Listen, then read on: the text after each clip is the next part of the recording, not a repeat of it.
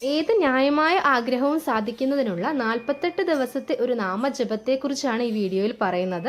ഈ നാമം ജപിക്കുമ്പോൾ നമ്മൾ സൂര്യഭഗവാനെയാണ് പ്രാർത്ഥിക്കേണ്ടത്. സൂര്യഭഗവാന്റെ ഈ നാമം ദിവസേന കുളിച്ച് ശുദ്ധിയായി 9 തവണ സൂര്യോദയ സമയത്ത് ഏകദേശം രാവിലെ 6 to 7 മണിക്കുള്ളിൽ ഈ നാമം ജപിക്കേണ്ടതുണ്ട്.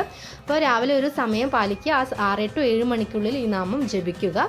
സൂര്യഭഗവാന് 12 നാമങ്ങളുണ്ട്. അതിൽ ഓരോന്നും ഓരോ മലയാള മാസത്തിൽ ജപിക്കേണ്ടതാണ്. അപ്പോൾ ഓരോ മാസത്തെ നാമങ്ങൾ ഈ വീഡിയോയിൽ കൊടുത്തിട്ടുണ്ട്.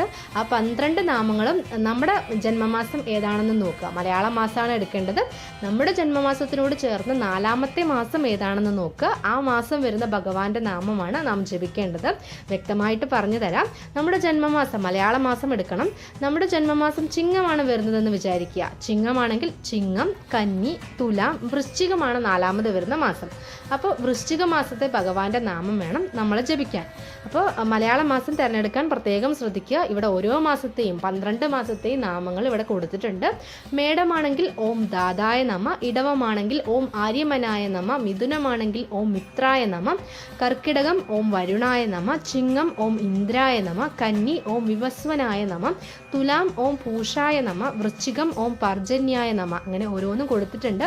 ഇപ്പം നമ്മൾ ജനിച്ചത് മേടമാസത്തിലാണെങ്കിൽ മേടം, ഇടവം, മിഥുനം, കർക്കിടകമാണ് 4ാമത് വരുന്ന മാസം. അപ്പോൾ കർക്കിടക മാസത്തെ ഓം വരുണായ നമ എന്ന് പറയുന്ന നാമം 9 തവണ ജപിക്കുക. ധനു ആണെങ്കിൽ ഓം അംശുമനായ നമ, മകരമാണെങ്കിൽ ഓം ഭഗായ നമ, കുംഭമാണെങ്കിൽ ഓം ത്വഷ്ടായ നമ, മീനം ഓം വിഷ്ണുവേ നമ. അങ്ങനെ ഓരോന്നും കൊടുത്തിട്ടുണ്ട്.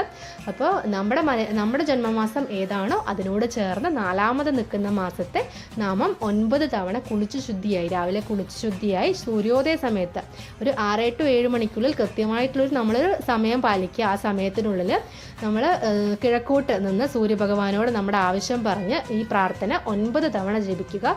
തുടർച്ചയായി 48 ദിവസം ചെയ്യാൻ വേണ്ടിയിട്ട് ശ്രമിക്കണം. എന്നാൽ മാത്രമേ ഫലമുണ്ടാവുകയുള്ളൂ. തീർച്ചയായും നമുക്ക് അതിൻ്റെ ഫലം ലഭിക്കുന്നതാണ്. പിന്നെ പീരീഡ്സ് പോലുള്ള സമയം വരുമ്പോൾ പ്രാർത്ഥന ഒഴിവാക്കാവുന്നതാണ്.